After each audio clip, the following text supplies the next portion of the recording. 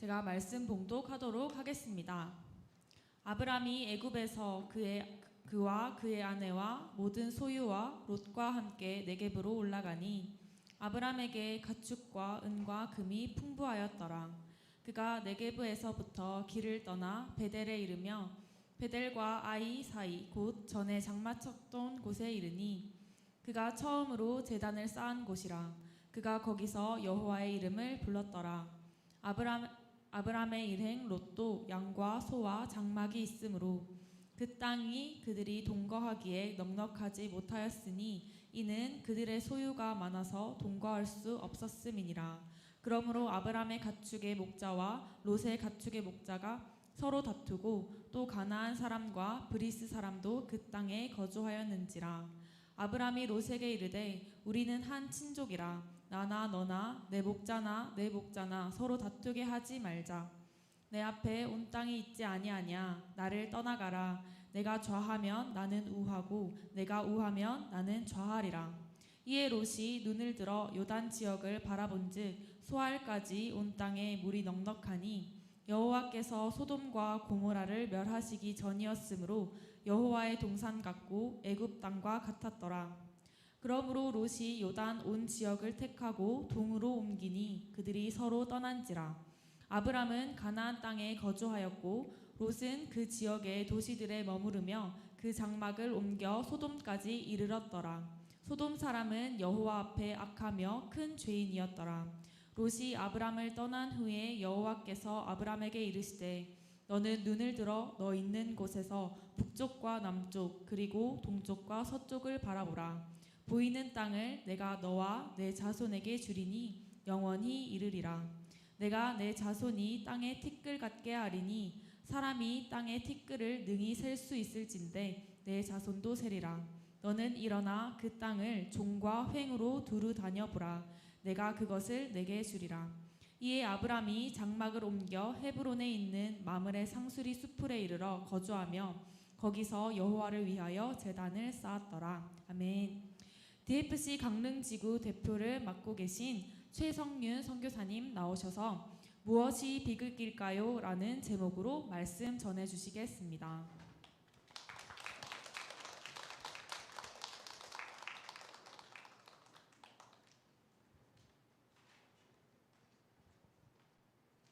네, 기도하겠습니다. 하나님 감사합니다.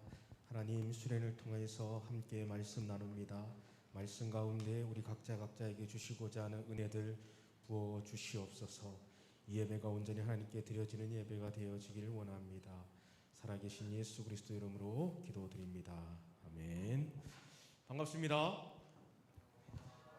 별로 안 반가운가 봐요. 네, 우리 옆 사람과 인사 한번 합시다. 반갑다 친구야.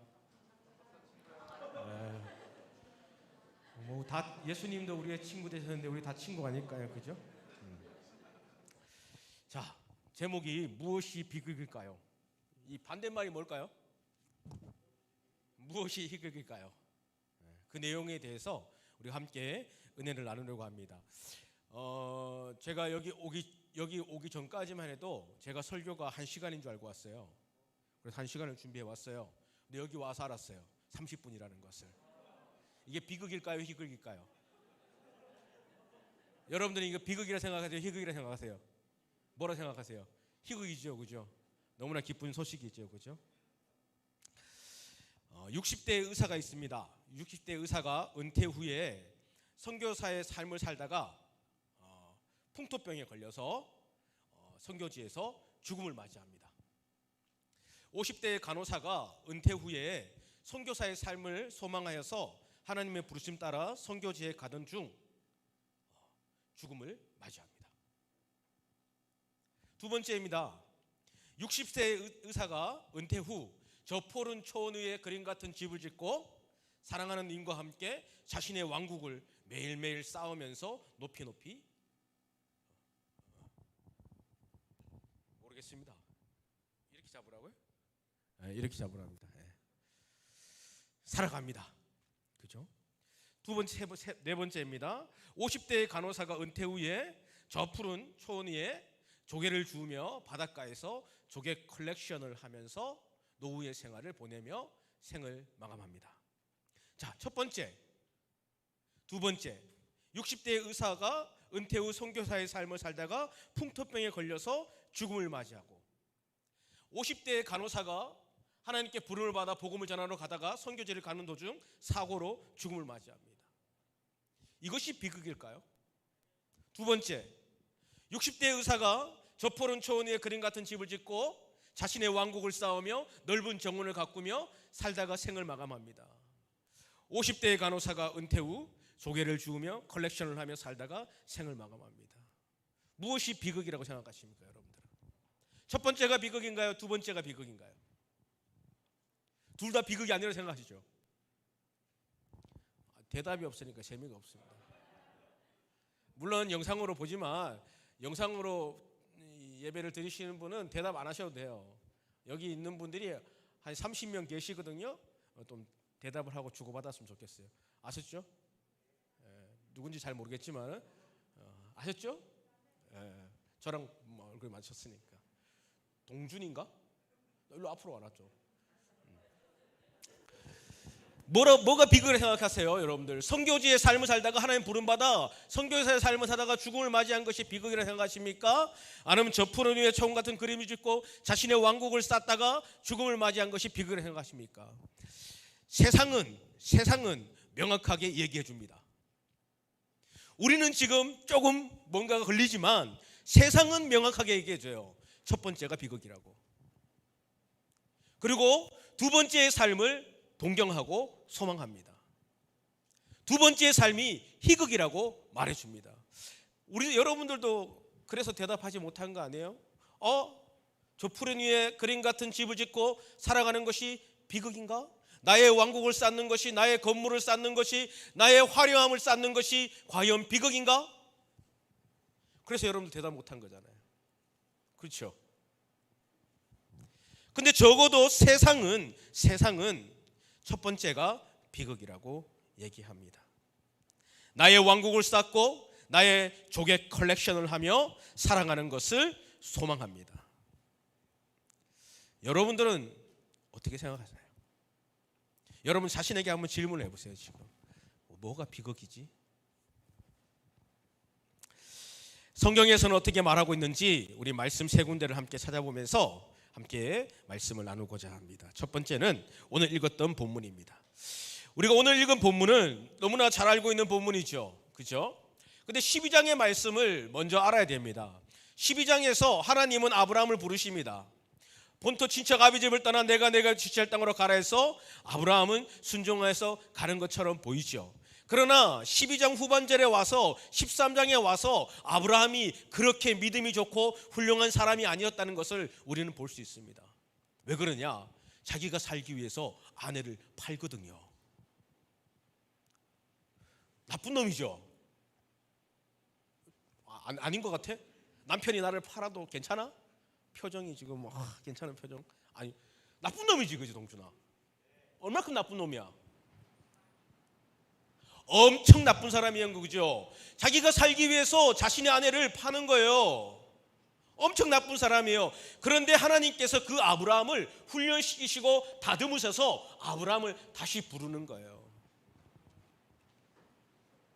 아브라함은 하나님께 부름받아서 쓰임받을 만한 사람이 아니었어요. 근데 하나님은 아브라함을 다듬으시고 훈련시키셔서 아브라함을 하나님께서 부르시고 사용하고 계신 거예요. 그래서 아브라함이 축복을 받습니다. 그리고 롯도 축복을 받습니다. 하나님부터 축복을 받아서 가축이 점점 많아지는 거예요. 그리고 종들도 점점 많아지는 거예요. 그로 인해서 나타나는 게 뭐예요? 오늘 본문에 보니까 뭐가 나타납니까? 싸우기 시작하는 거예요. 그러니까 돈 많은 게 좋은 게 아닌 것 같아요. 돈 많았으면 좋겠지, 동준아. 그치? 얼마 있었으면 좋겠어? 100억. 동준이 100억 있는 남자야. 좀 관심 좀 가져주세요. 100억. 가축도 많아지고 종들도 많아지니까 그 안에서 싸움이 일어나는 거예요. 다툼이 일어나는 거예요. 그래서 아브라함이 롯에게 말합니다. 너가 먼저 선택해서 떠나라 라고 말합니다. 그 내용이 오늘 7절에서 10절 우리 같이 한번 천천히 한번 읽어볼까요? 13장 7절입니다. 시작. 그러므로 아브라함의 가축의 목자와 롯의 가축의 목자가 서로 다투고 또 가나안 사람과 브리스 사람도 그 땅에 거주하였는지라. 아브라함이 롯에게 이르되 우리는 한 친족이라 나나 너나 내 목자나 서로 다투지 말자. 내 앞에 온 땅이 있지 아니하냐. 나를 떠나가라. 내가 좌하면 나는 우하고 내가 우하면 나는 좌하리라. 이에 롯이 눈을 들어 요단 지역을 바라본즉 소알까지 온 땅에 물이 넉넉하니 여호와께서 소돔과 고모라를 멸하시기 전이었으므로 여호와의 동산 같고 애굽의 땅과 같더라. 자, 롯이 선택을 합니다. 선택을 하는 거예요. 이제 헤어지려고 하는 거예요. 근데 그 선택의 방법이 뭐였냐면 10절에 보니까 이에 롯이 눈을 들어 라고 나옵니다. 어떻게 해요? 이에 롯이 눈을 들어 갑니다. 롯이 눈을 들어 롯이 생각하기에 가장 아름답고 가장 풍요롭고 가장 화려한 곳을 선택해서 갑니다. 지금 어딜까요? 강남, 파라군, 노른자 땅 딱 선택해서 가는 거예요. 그리고 아브라함도 선택합니다. 14절부터입니다. 같이 한번 읽어볼까요? 시작. 롯이 아브라함을 떠난 후에 여호와께서 아브라함에게 이르시되 너는 눈을 들어 너 있는 곳에서 북쪽과 남쪽 그리고 동쪽과 서쪽을 바라보라. 여기까지만 읽을게요. 시간 관계상. 롯은 10절에서 어떻게 했습니까? 이에 롯이 눈을 들어 롯이 바라보고 롯이 화려하고 롯이 풍성한 곳을 선택해서 이동을 합니다. 근데 시간이 지나고 14절에 와서 아브라함은 어떻게 합니까? 하나님께서 아브라함의 눈을 들게 하시고 아브라함을 보게 하시고 아브라함을 선택해 하시고 아브라함을 가게 하십니다. 뭐 차이점을 느꼈습니까? 별로 동준이 표정이 차이점 못 느낀 것 같은데. 한국어 할 수 있지? 차이점을 느꼈죠, 그죠? 뭔 차이예요? 롯은 자기가 자기의 눈을 들어 자기가 보고 싶고 자기가 바라보고 싶은 것을 바라보고 선택해서 갑니다.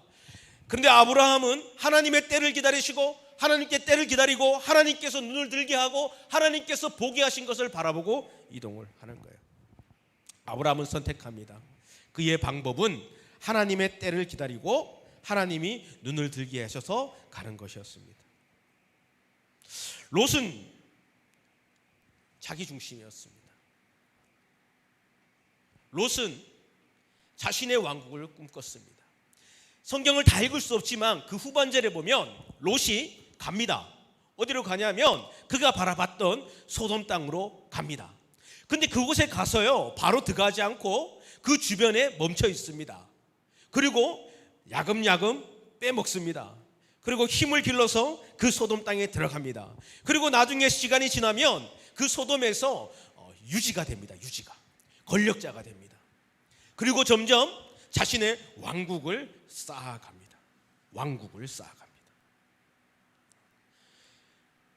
창세기를 계속 읽어보면 그 내용들이 나와요. 왕국을 쌓아서 이제 권력자가 됩니다. 거기서 힘을 기릅니다. 그런데 더 나중에 시간을 보면 어떻게 되는 줄 아세요? 포로로 잡혀갑니다. 더 시간이 지나면 어떻게 됩니까? 그곳이 와르르 무너집니다. 롯은 선택했습니다. 자신의 눈을 들어서 자신이 바라보는 자신이 소망하는 것을 선택해서 자신의 왕국을 쌓고 자신의 나라를 만들었습니다. 그것이 영원할 것 같았습니다. 그러나 그 끝은 모든 것이 와르르 무너졌습니다. 그러나 하나님이 눈을 들게 하실 때까지 기다렸던 아브라함, 세상의 눈이 아닌 하나님이 보게 하신 것을 보고 이동한 아브라함, 조금 느린 것 같고 조금 찌질이 같고 조금 바보 같습니다. 왜? 아브라함이 형이잖아요. 아브라함이 먼저 갈 수 있잖아요. 아브라함이 먼저 선택할 수 있잖아요. 할 수 있는 사람이었고 할 수 있는 위치였어요. 근데 아브라함은 그렇게 하지 않은 거예요. 왜? 아브라함은 12장 이후에 하나님이 아브라함을 훈련시켜서 아브라함은 하나님을 만났거든요. 하나님이 눈을 들게 해서 보게 할 때까지 아브라함은 기다린 거예요. 그리고 아브라함은 그 하나님이 보게 하신 길을 갑니다. 그리고 아브라함은 어떻게 됩니까? 우리가 잘 알다시피 열국의 아비가 되죠. 하나님께 쓰임받는 귀한 종이 됩니다. 자신의 눈을 들어 자신의 왕국을 쌓기 위해 혈안이 되었던 롯. 하나님이 눈을 들게 하셔서 하나님이 원하시는 삶을 살았던 아브라함. 누가 비극이고 누가 희극일까요? 말씀을 구약 말씀 한번 더 보겠습니다. 우리 출애굽기 3장 한번 볼까요?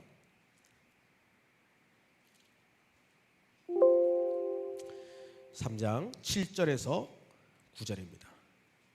출애굽기 3장 7절에서 9절 한 목소리로 우리 영상으로 예배드리는 우리 가정오늘도 다 같이 한 목소리로 7절에서 9절 읽어보겠습니다. 시작.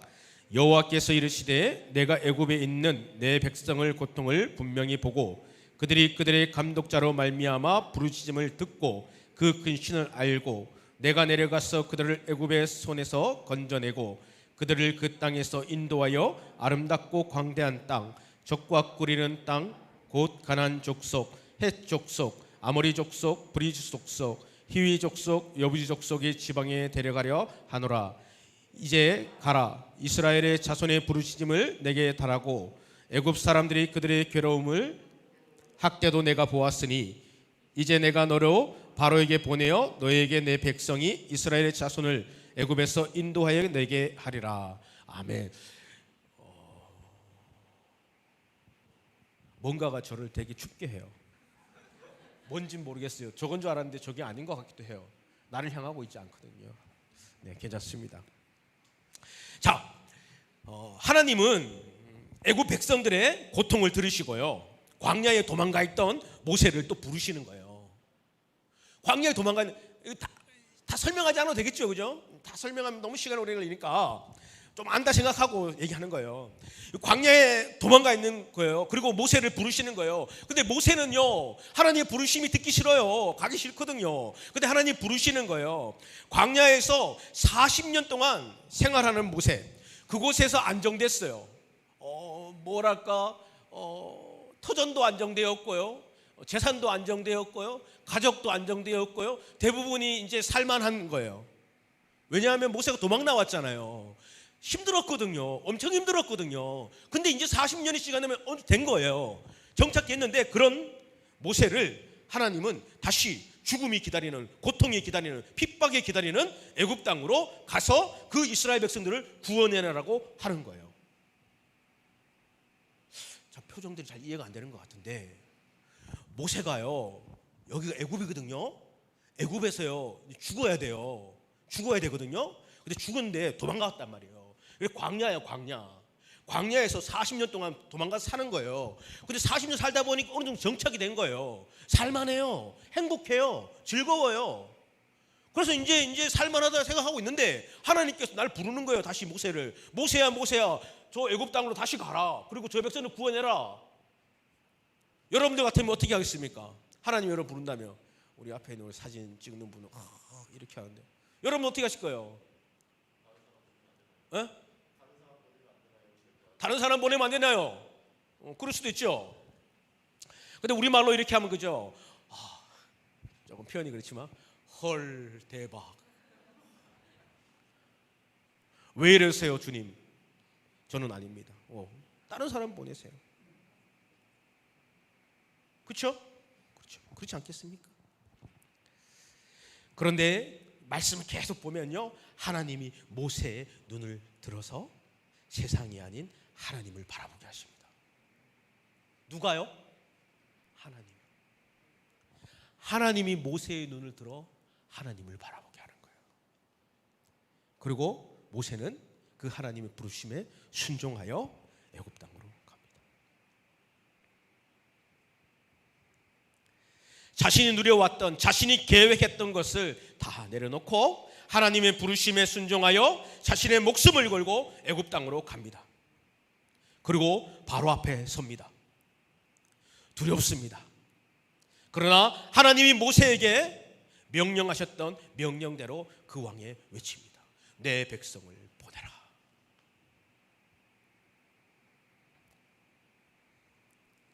그러나 바로는 그들을 보내지 않습니다. 바로는 여전히 바로의 눈을 들어 바로의 왕국만을 바라봅니다. 내 왕국을 어떻게 쌓을 것인가, 내 왕국을 어떻게 화려하게 할 것인가를 바라보고 거기에만 집중되어 있습니다. 그러기 위해서는 이 노예들이 필요했습니다. 하나님은 모세를 통해 10가지 재앙, 이스라엘 백성, 그 애굽 백성들이 섬기고 있었던 10가지의 우상, 그 재앙을 통해서 심판하십니다. 그런데도 바로 애굽 왕은 여전히 자신의 눈을 들어 자신의 왕국만을 바라보고 있습니다. 하나님은 모세를 통해서 애굽의 진정한 신이 너희들이 섬기는 그 10가지의 신이 아니라 바로 왕이 아니라 바로 하나님이라는 것을 보여준 거예요. 그런데도 깨닫지 못하는 거예요. 그래서 깨닫지 못하는 거예요. 왜? 여전히 자신의 눈을 들어 자신의 왕국만, 자신의 세상만을 바라보고 있었기 때문입니다. 마지막 장자의 죽음을 통해서 바로 왕이 보내지 않습니까? 그죠? 보냈는데 또 어떻게 합니까? 또 따라옵니다. 쫓아옵니다. 보냈으면 땡큐였을 텐데 따라가요 또. 그러다가 어떻게 됩니까? 다 홍해 바다에 몰살돼서 죽음을 맞이합니다. 하나님의 부르심에 눈을 들어 하나님의 명령에 순종하여 애굽 땅에 가서 내 백성을 보내라고 외쳤던 모세의 삶, 그 백성들을 출애굽시켜 인도해 갔던 모세의 삶이 비극인가요? 아니면 여전히 자신의 왕국을 쌓기 위해 자신의 눈을 들어 자신의 왕국만을 바라보고 있었던 그 바로의 왕의 삶이 비극인가요?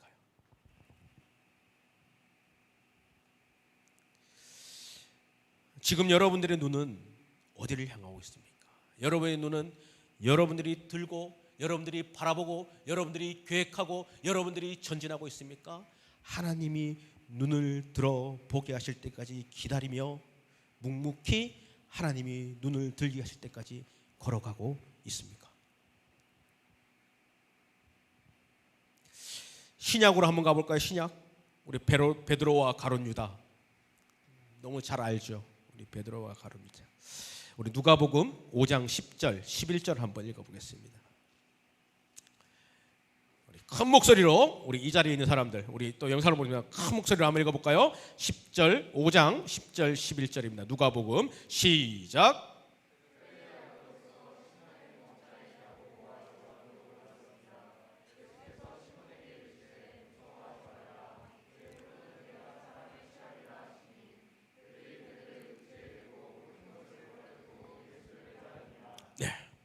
베드로는요 어부였어요. 어부 그죠? 구약에 두 군데를 받고 신약에도 두 군데를 보려고 했는데 한 군데만 보고 마치려고 해요. 베드로는 어부였어요. 그런데 예수님께서 이제 고기 낚는 어부가 아니라 사람 낚는 어부로 베드로를 부르십니다. 자신의 눈으로 세상을 바라봤던 베드로는 이제 예수님의 눈으로 세상을 바라보게 됩니다.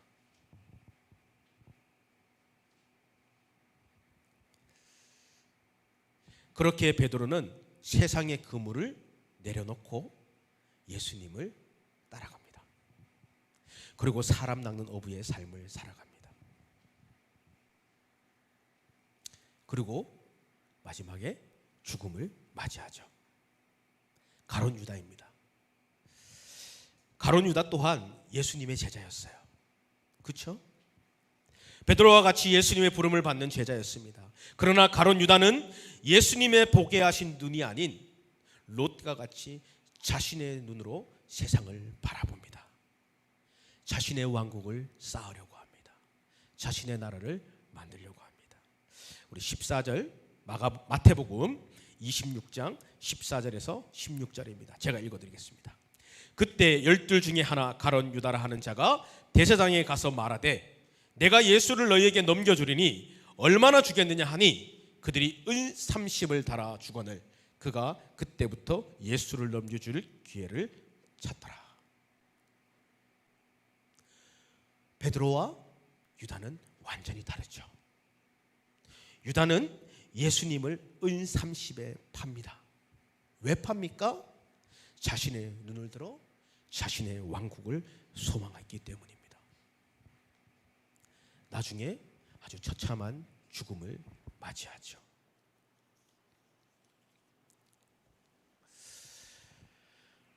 세 군데의 말씀을 봤습니다. 그죠? 아브라함과 롯. 두 번째는 누구 봤죠? 모세와 바로. 세 번째는 베드로와 유다. 예수님이 눈을 들게 하시고 보게 하시고 가게 하신 삶을 살아갔던 세 사람. 자신이 눈을 들어 자신을 보고자 했던, 자신의 왕국을 쌓으려고 했던, 자신의 나라를 만들려고 했던 세 사람. 무엇이 비극의 삶일까요? 여러분들은 지금 어떤 삶을 살고 계십니까? 하나님은 오늘 우리에게 말씀하십니다. 눈을 들라. 눈 한번 들어볼까요? 눈을 들라. 눈을 들어보세요. 뭐가 보입니까? 형광등이 보이죠? 눈을 들라. 그리고 보라. 세상이 원하고 너가 원하는 왕국이 아니라 하나님이 원하고 하나님이 기뻐하시는 나라를 보라 라고 우리에게 말씀하십니다. 이 수련의 기간 동안 우리가 무엇에 집중해야 될까요? 그냥 수련회 왔어. 이것이 아니에요. 하나님이 나의 눈을 들게 하는 것에 집중해야 됩니다. 내가 눈을 드는 거, 내가 원하고 내가 소망하는 거, 물론 기도해도 됩니다. 기도하셔야죠. 그렇지만 그보다 이 수련을 통해서 하나님이 나의 눈을 들게 하시는 것이 무엇인가에 집중했으면 좋겠습니다. 그것을 바라봤으면 좋겠어요. 그리고 거기에 여러분들이 결단했으면 좋겠습니다. 순종했으면 좋겠습니다. 좀 바보 같죠? 좀 바보 같습니다. 지질이 같습니다. 멍청이 같습니다. 느린 것 같습니다. 괜찮다니까요, 여러분들. 이 수련을 통해서 하나님이 나를 눈을 들게 하시고 내가 보게 하는 것이 좀 바보 같고 찌질이 같고 멍청이 같고 손해보는 것 같은 삶이어도 괜찮다니까요, 여러분들. 괜찮다니까요, 진짜. 왜? 하나님이 책임져 주기 때문이에요.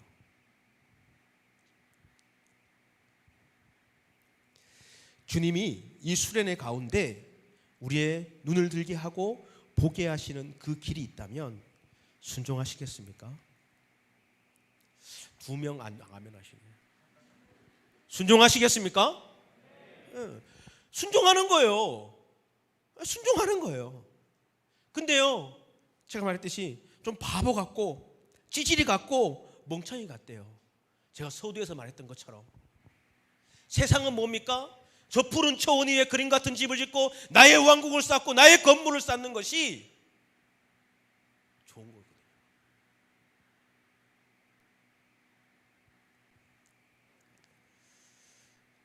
다시 한번 눈을 들어볼까요? 눈을 한번 들어보세요. 주님이 보이십니까? 이 수련회 때 그렇게 기도하셨으면 좋겠어요. 하나님, 내 눈은 이제 좀 내려놓고, 하나님, 내 나라는, 내 욕망은 좀 내려놓고 이 수련회 가운데 하나님이 보게 하시는, 하나님이 말씀하시는 그 나라를 보게 하시고 그 말씀 가운데 순종하는 삶 살게 하여 주시옵소서. 우리 찬양 한 곡 같이 했으면 좋겠습니다. 예수의 길이라는 찬양입니다. 우리 찬양 한번 같이 부르고 우리 함께 기도했으면 좋겠어요. 하나님, 이 수련을 통해서 내 눈이 변화되게 하여 주시고 내 마음이 변화되게 하여 주셔서 예수님이 보게 하시는 그 길 걸어가게 하여 주시옵소서. 우리 함께 찬양합니다.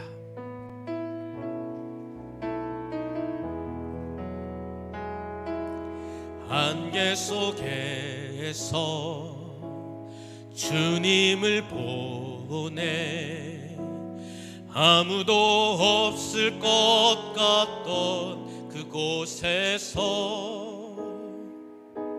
손 내미셔서 나를 붙드네. 길 잃고 쓰러져 가던 그곳에서 주 말씀하시네. 내 손 잡으라고. 내가 곧 길이요 진리 생명이니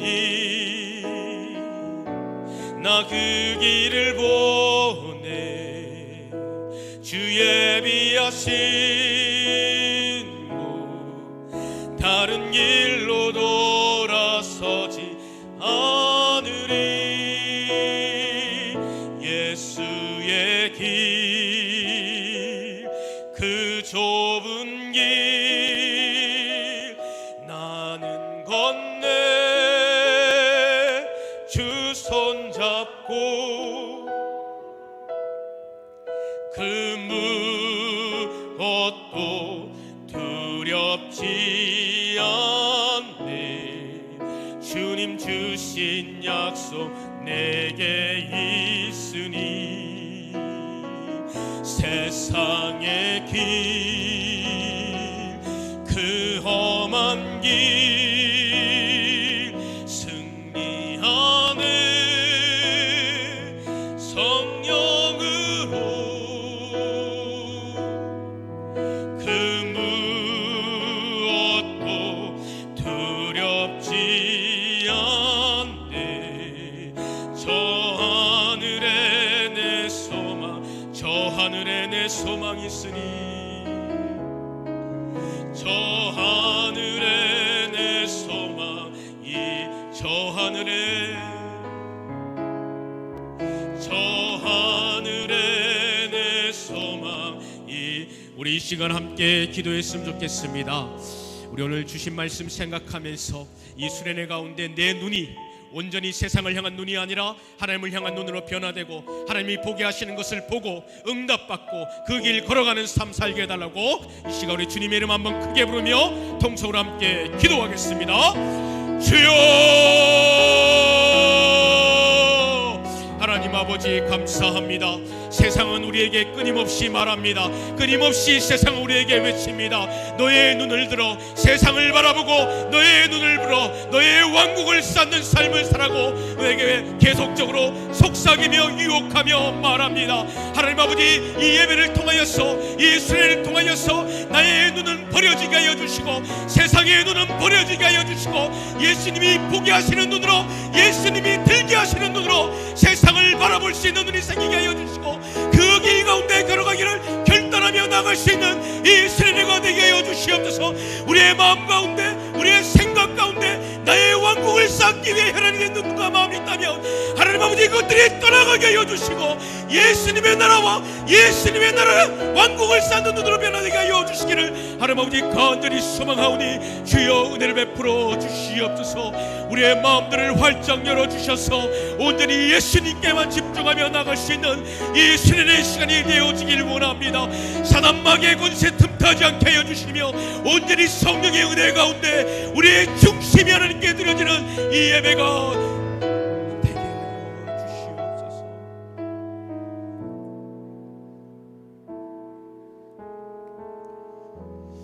하나님 감사합니다. 이 수련의 기간 동안 우리의 눈을 들어 하나님을 바라보는 것이 아니라 하나님이 들게 하신 눈으로 하나님을 바라보는 하나님께 집중하는 수련회가 되게 하여 주시옵소서. 감사드리며 살아계신 예수님의 이름으로 기도드립니다. 아멘.